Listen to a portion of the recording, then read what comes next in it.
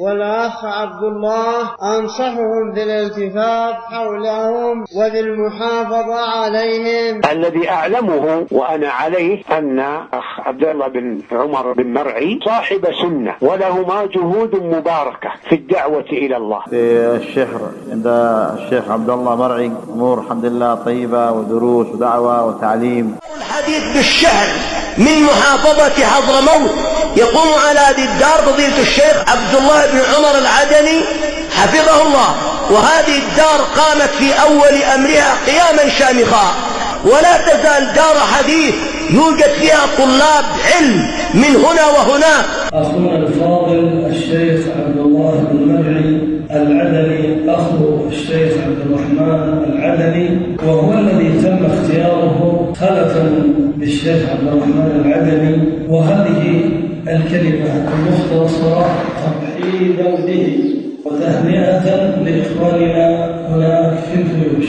الشيخ عبد الله بن مرعي معروف من سنين قديمة، وهو شيخ من مشايخ السنة في اليمن ومن علماء السنة في اليمن. له أيضا دار حديث في الشحر في حضرموت، وأيضا دار حديث آخر بجوارها. قد زرت هذه الدور قبل سنة فوجدناها عامرة بالعلم والتعليم، فننصح طلاب العلم أن يهبوا وأن ينالوا الفرصة حيث أن هذه الدور تستقبل طلاب العلم، تستفيد من الشيخ عبد الله ومن المشايخ الذين في دور حديثه. فالأخ الشيخ عبد الله بن مرعي على خير ولم يبلغني عنه إلا خير. أسأل الله عز وجل أن يوفق الشيخ عبد الله بن مرعي وأن يوفقكم جميعا لما يحبه ويرضاه، ولا داعي للتوقف في هذا، وادرسوا عنده عسى الله أن ينفع به. الشيخ عبد الله بن مرعي العدني حفظه الله ورعاه هو من مشايخ السنة باليمن ومن العلماء الفضلاء وممن أثنى عليه أهل العلم. وفضيلة الشيخ عبد الله بن عمر بن مرعي العدني حفظه الله تعالى له جهود طيبة مباركة في الدعوة السلفية علما وتعليما ودعوة، ويكفي من تلك الجهود العظيمة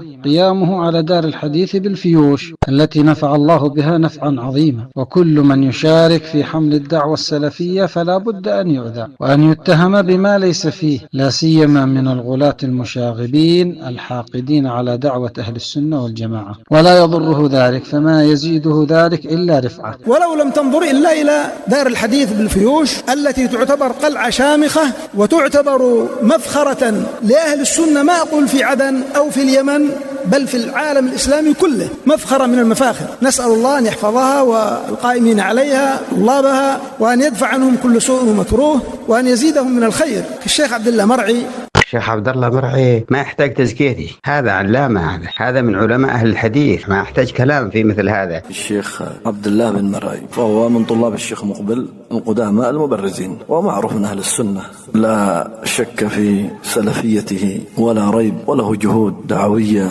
وعلمية، وله قدم أيضا في طلب العلم في الدعوة. فالشيخ عبد الله وفقه الله لا يحتاج أن يسأل عنه واقعه، يشرح واقعه. وهكذا والله دروس شيخنا عبد الله بن مرعي حفظه الله ورعاه القائم على هذه الدار المباركة مع بقية المشايخ، كم انتفعنا بدروسه التي كان يلقيها بدماج، وهكذا ما يلقيه الآن في هذه الدار المباركة. نسأل الله عز وجل أن يحفظه أينما كان، وأن يكلل جهوده بالنجاح، وأن يوفقه إلى كل خير. الشيخ عبد الله بن مرعي قد ملأ نفعه وصيته البلاد، وعرفه القاصي والداني، فهو من علماء أهل السنة المعتبرين في اليمن، ولا نعلم أحدا قدح فيه من أهل العلم المعتبرين. الشيخ عبد الله بن عمر بن مرعي الفقيه الأصولي العالم، شيخ سلفي على الجادة، يدعو إلى الله عز وجل بتؤدة وحكمة ورحمة، وهو من مشايخ وعلماء الدعوة السلفية في اليمن، وقائم بجهود كثيرة، ومشرف على الجامعة الإسلامية في اليمن، فجزاه الله خيرا وكتب الله أجره ورفع الله قدره وأعلى الله مقامه ودفع عنا وعنه كل سوء مكروه. فالشيخ عبد الله داعية التوحيد والسنة وعلى طريقة سلف هذه الأمة، فالشيخ صاحب علم، والشيخ صاحب بصيرة في الفرق والأحزاب. عبد الله بن عمر بن مرعي بن بريد، هذا الشيخ حفظه الله إننا لنحبه ونجله لما يحمل من هم للدعوة وهم للخير وهم لأهل السنة والجماعة، ولما يحمله من العلم والحلم والخير على نهج السلف الصالح. الشيخ عبد الله مرعي، فهذا الشيخ ليس له نظير بارك الله فيكم فيما نعرفه من علماء الدعوة السلفية في هذه البلاد من جهة الاجتهاد في ترتيب المركز الضخم، مركز الفيوش الذي بناه شيخنا العلامة عبد الرحمن مرعي رحمه الله. فلا للشيخ عبد الله جهود عظيمة في ترتيب شؤون هذا المركز والقيام عليه، وهكذا حل مشاكل الناس، وهكذا الدعوة إلى الله، وهكذا تعليم الناس سواء في هذه البلاد وفي غيرها من بلاد الدنيا. والشيخ عبد الله المرعي حفظ الله عز وجل وبارك فيه، عبد الله بن مرعي العدني من الشيخ الفضلاء الذين هم يعني بصمات عظيمة في الدعوة، وهو قديم في الدعوة لا شك يا أخي، وله من الجهود المشكورة وله من النشاط. لكن ليس أحد هكذا، الإنسان إذا يعني ظهر أمره بدأ يشتهر وينفع الناس، يبدأ الحساد ويبدأ أيضا المغرضون والجاهلة والمقلدة وأصحاب الانتقام وردود الأفعال يتكلمون. فنسأل الله يحفظ هذه الدعوة ويبارك فيها، ونجزي الشيخ عبد الله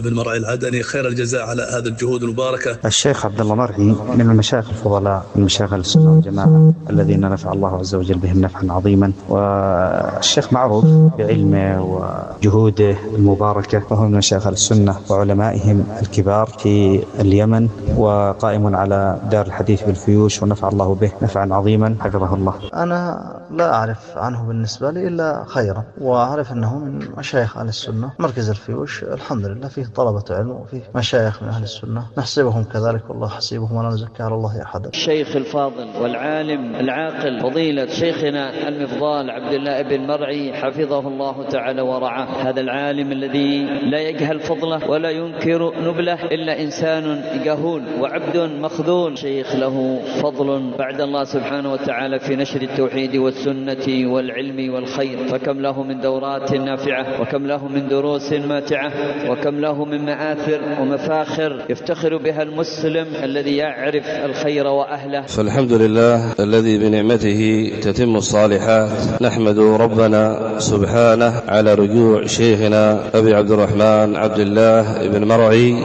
حافظه الله، وهذه نعمة، ورجوع الشيخ إلى داره وطلابه، ورجوع الأب إلى أبنائه، هذه نعمة من الله سبحانه وتعالى. وجود العالم بين أظهرنا نعمة من الله سبحانه وتعالى. ونقول شيخنا العلامة الدكتور عبد الله بن عمر بن بريد العدني حفظه الله، القائم على دار الحديث بالفيوش السلفية، ورجل متواضع، رجل هين، رجل بسيط، وأنا من المجالسين لشيخنا حفظه الله تبارك وتعالى. نسأل الله جل في علاه أن يرفع قدره في الدنيا والآخرة، ونسأل الله جل في علاه أن يثبتنا وإياه وعلماءنا حتى نلقى الله سبحانه وتعالى. فأنا أنصحكم أن تستغلوا زيارة الشيخ المبارك عبد الله بن مرعي حفظه الله، استغلوا هذه الزيارة بحضور هذه الدورة وبحضور الدروس، ودعكم من أهل الفتن هؤلاء الرويبضة الصعافقة. أحثكم على الحضور والاستفادة من هذه الزيارة، تستفيدوا من فضيلة الشيخ عبد الله بن مرعي حفظه الله. مشروع ابن معروف الدعوي